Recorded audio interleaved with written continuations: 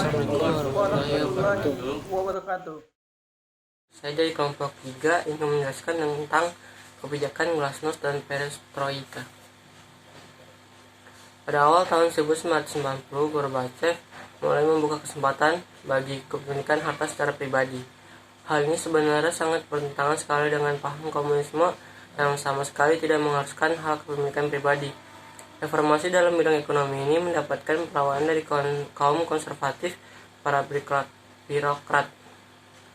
Bahkan secara terstruktur dan sistematis, Uni Soviet pada akhirnya tidak bisa mempertahankan unifikasi negara-negaranya, sehingga perpecahan dan kemunduran Uni Soviet sebagai pemimpin blok timur di era Perang Dingin terancam.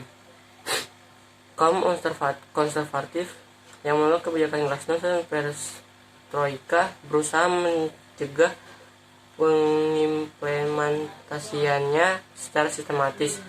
Perestroika dalam bidang ekonomi ini tidak berjalan dengan baik. Kesalahan manajemen dan korupsi yang merajalela menghambat pertumbuhan ekonomi dan membuat terpisahnya negara-negara bagian yang menjadi satu kesatuan utuh dari negara Uni Soviet. Dan ini adalah Presiden Uni Soviet Mikhail Gorbachev. Hegemoni Uni Soviet lama-kelamaan semakin memudar, hingga akhirnya Uni Soviet harus menggunakan kebijakan yang bertolak belakang dengan ideologi negaranya. Kebijakan tersebut adalah glasnost dan perestroika. Glasnost secara etimologi adalah keterbukaan dan perestroika secara etimologi adalah membangun kembali. Kebijakan ini diawali oleh Mikhail Gorbachev. Kebijakan glasnost dan perestroika yang dijalankan oleh pemerintah Gorbachev ternyata membawa pengaruh terhadap gerakan separatisme di berbagai negara Eropa Timur termasuk Jerman Timur. Pada dasarnya, perestroika adalah proses yang ditunjukkan untuk memperbaiki dan memperbaharui struktur pemerintahan dan masyarakat Soviet yang pada akhirnya ditunjukkan untuk memperkuat sistem sosialisme. Tujuan akhir dari langkah reformis ini adalah untuk memperbaiki masyarakat Soviet secara politik, ekonomi, dan moral. Kebijakan ini meliputi keterbukaan dalam semua bidang di institusi pemerintah Uni Soviet termasuk kebebasan berinformasi selama tahun 1980-an. Glasnost dan perestroika merupakan langkah kebijakan dari Presiden Mikhail Gorbachev. Kebijakan Mikhail Gorbachev ini untuk melakukan restrukturisasi ekonomi Uni Soviet dan keterbukaan politik. Kebijakan yang dilakukan Gorbachev, perestroika, dan glasnost ini adalah untuk memperbaiki dan memperbarui struktur pemerintahan dan masyarakat Uni Soviet serta keterbukaan dan semua bidang di institusi pemerintahan Uni Soviet termasuk kebebasan berinformasi. Mempertimbangkan reformasi ekonomi pada saat itu adalah penekanan akan perubahan atau pergeseran dari administratif yang utama ke metode manajemen ekonomi utama di setiap tingkatan atau level, dan menurut manajemen demokrasi yang luas dan aktif keseluruhan faktor manusia atau human factor. Reformasi ini berdasarkan pada peningkatan kemandirian secara dramatis dari perusahaan dan asosiasi. Transisi mereka untuk penuh self-accounting dan self-financing dan pemberian semua hak sesuai untuk bekerja secara kolektif. Mereka sekarang akan sepenuhnya bertanggung jawab untuk manajemen yang efisien dan hasil akhir. Sebuah keuntungan kolektif akan berlangsung profesional dan efisien. Pada tahun 1987, bulan Januari, menyerukan demokrasi di mana salah satunya adalah pemilu dilakukan dengan banyak calon. Setahun kemudian, Mikhail Gorbachev melakukan berbagai pembaruan untuk mengurangi kontrol partai terhadap sistem pemerintahan. Terobosan itu dimaksudkan untuk memperbaiki kehidupan ekonomi dan politik yang terjadi di negerinya.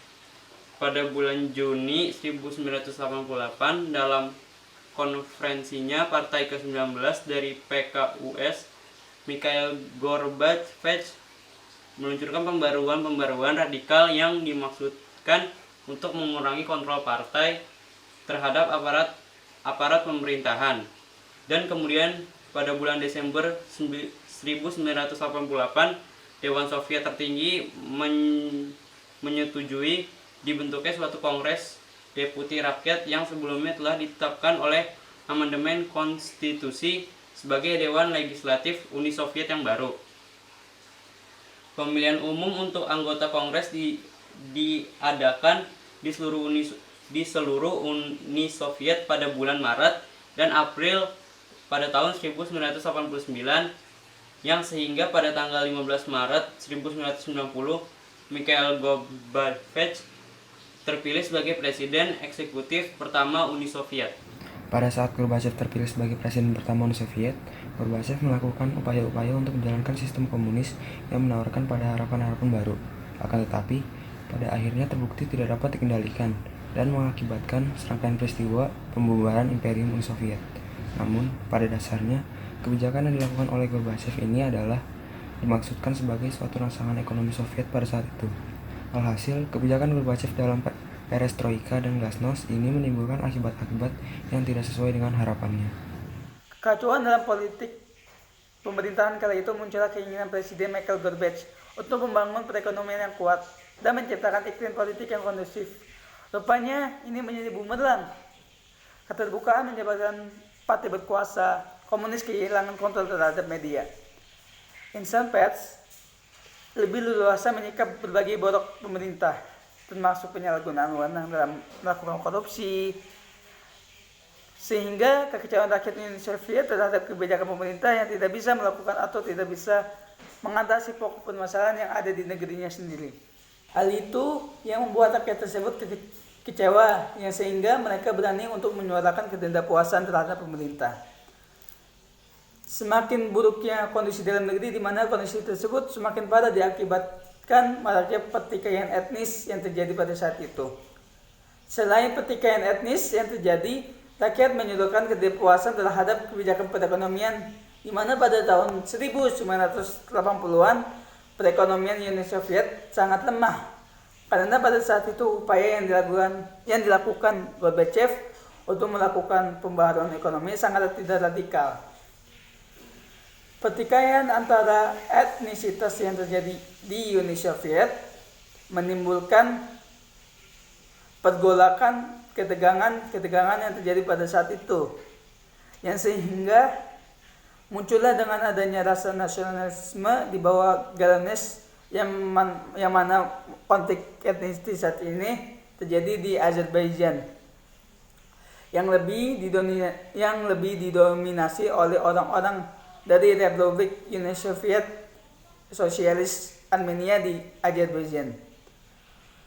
Akan tetapi hal itu pemerintahan sentral tidak bisa mengontrol atau tidak bisa mengatasi dalam konflik etnisitas ini. Sehingga muncullah rakyat dalam menyuarakan ketidakpuasannya terhadap pemerintah dalam mengatasi permasalahan etnis di Uni Soviet. Pada tanggal 7 Februari 1990, Komite Pusat Partai Komunis setuju untuk melepaskan monopoli atas kekuasaan. Republik-republik anggota Uni Soviet mulai menegaskan kedaulatan nasional mereka terhadap Moskow dan mulai melancarkan perang undang-undang dengan pemerintahan pusat. Dalam hal ini, pemerintah dan republik anggota Uni Soviet, terutama trio Baltik yaitu Estonia, Lituania, dan Latvia membatalkan semua undang-undang negara kesatuan apabila undang-undang itu bertentangan dengan undang-undang setempat, menegaskan kendali mereka terhadap ekonomi setempat, dan menolak membayar pajak kepada pemerintah pusat di Moskow. Gejolak ini menyebabkan macetnya perekonomian karena garis pasokan ekonomi dalam negeri rusak sehingga perekonomian Uni Soviet semakin merosot. Pada pertengahan Agustus 1991, kelompok garis keras di lingkungan Partai Komunis Uni Soviet bekerja sama dengan Komite Gorudastevnoye Bezopasnosti mengadakan sebuah percobaan kudeta terhadap Gorbachev, tetapi gagal. Pada tanggal 1991, Presiden RSFS Rusia, RSS Ukraina, dan RSS Bielorusia menandatangani perjanjian Bela-Veza yang menandakan pembubaran kesatuan dan digantikan fungsinya oleh Persemakmuran Negara-Negara Merdeka atau CIS. Sementara ada banyak perdebatan mengenai siapa yang berhak membubarkan Uni Soviet. Gorbachev meletakkan jabatannya sebagai Presiden Uni Soviet pada tanggal 25 Desember 1991 dan memberikan kekuasaannya kepada Boris Yeltsin. Puncaknya, Majelis Agung Uni Soviet membubarkan dirinya pada tanggal 26 Desember 1991 yang sekaligus menandakan bubarnya Uni Soviet sebagai suatu negara. Hanya terpaut 4 hari sebelum hari jadi ke-69 negara tersebut. Sekian dari kelompok kami. Wassalamualaikum warahmatullahi wabarakatuh.